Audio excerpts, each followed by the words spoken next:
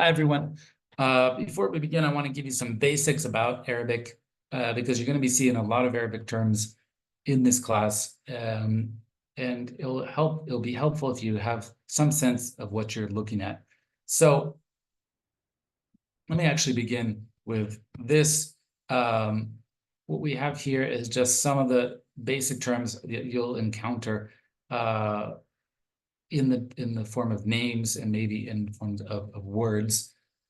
The most common one is probably this al dash. What does that mean? It's basically the definite article, not the definite particle.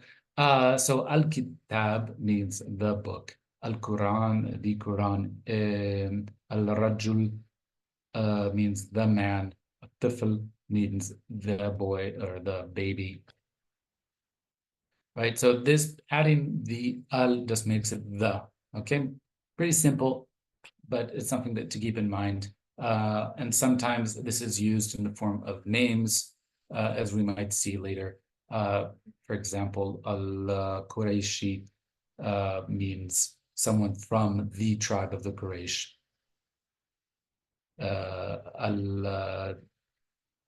Al-Qudsi means someone from Jerusalem. Another common thing that you'll probably see, and you'll see it actually more and more often, is basically one of these versions, ibn or bin or b with a dot. What does that mean? It just means son of. So if we look at this name, Muhammad bin Abdullah, Muhammad, the son of Abdullah, okay? We can also see this, for example, in Uthman ibn Affan, Uthman, the son of Affan. Why is it useful? Because often these names are quite common and you need to differentiate between these people. Also, this is a tribal culture, and to some degree, authority comes based off of who you are attached to, who are your kind of male protectors in that society, and what's your patrilineal descent.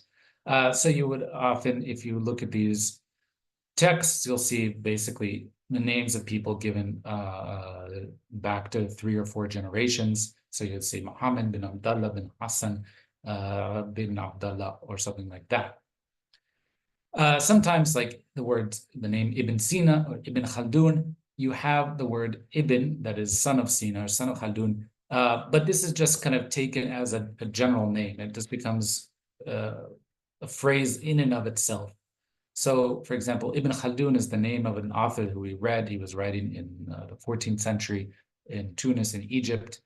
And he's just referred to as Ibn Khaldun. He has his own name, I can't remember, which I don't know right away, Muhammad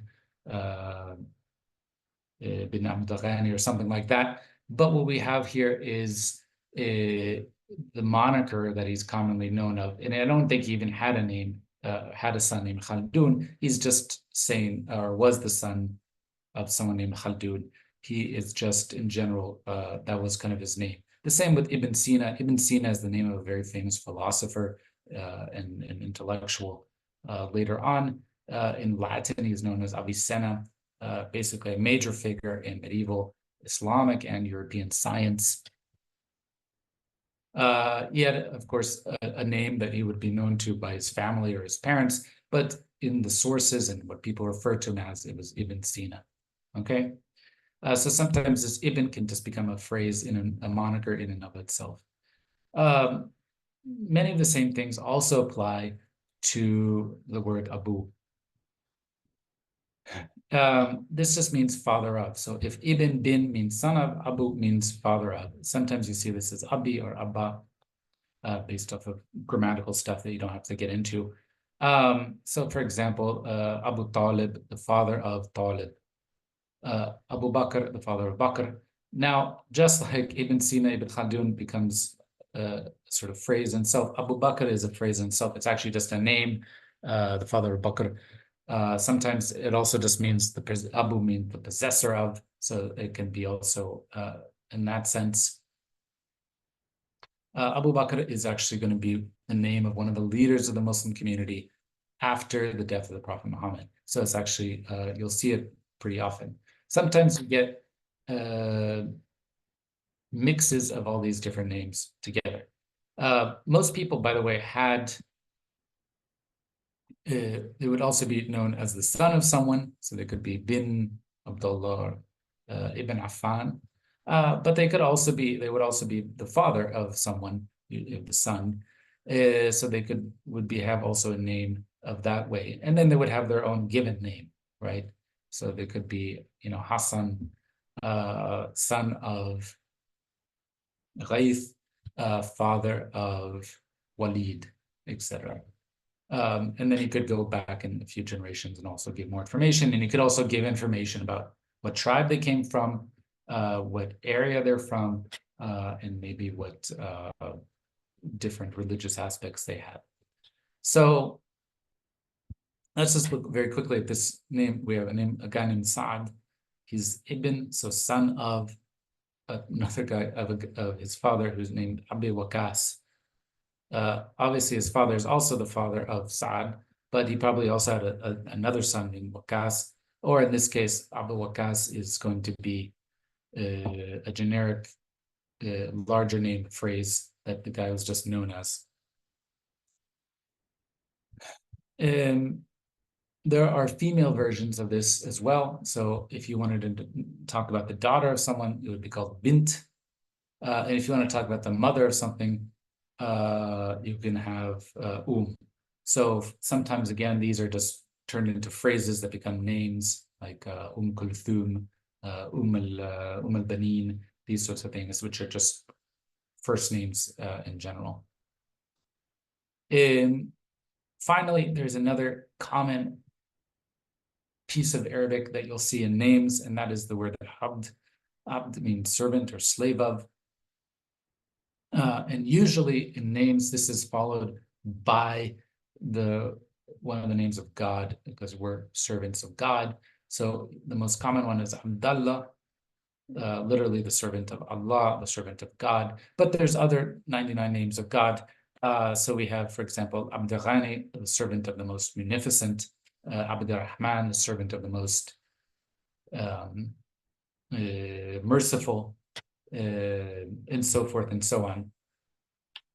And these are where you get all these names with abd in them.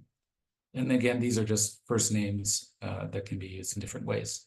Now, that's a basic overview of some of the Arabic that you'll find out. Just one thing to keep in mind is that Arabic in general, like all Semitic languages, is based off of tripartite roots. So there's 3 letters that are ideally at the core of every word, unless it's a foreign word. And what that means is that many words can be tied together based off of their root. So for example, kataba, it means to write in general. And if you were to put this in this form of kataba, it means he wrote. Yaktub is he writes. If you make it like this, kitab, it means a book. If you change the form and say katib, it means someone who writes, a writer. In this case, it doesn't mean a scribe. If you put an M in front of this root, you would make it a place where someone writes, a maktab, an office or a school. And sometimes the derivations become more abstract and less easily connected. So for example, katiba or kutayba is a squadron or unit. How in an army, how did that come about? Unclear. Maybe because in payrolls or something, there was a set amount of people that are written in one, and this became used as an administrative unit. I would have to look it up to be sure, but especially when you get to abstract concepts, etc., the connection is less easily seen. Let's look at one more example. Hamada. This H is different from our H. Arabic has kind of 3 H sounds. One is H like ours in English, ha which is kind of the sound of breathing on glasses to clean them if you were trying to do that, and also kha, which is more frontal and has a raspier tone here. So ha, ma, da. means to praise. And if we were to put it in this form, Muhammad, you would have basically the name of the prophet, which means someone who's highly praised. A similar word, sometimes often also used as the name of the prophet, Ahmed, means most praised. But we can also have versions, for example, Mahmud means another way to say praised. We can also Hamid, praiseworthy. All of these are kind of tied together, and all of them, because they're connection to the Prophet Muhammad and this general positive meaning of Hamida, means praiseworthy. Are names that are picked and reused commonly. Okay, so let's break there for a second. That's just some basic Arabic that we can use in the course of this class.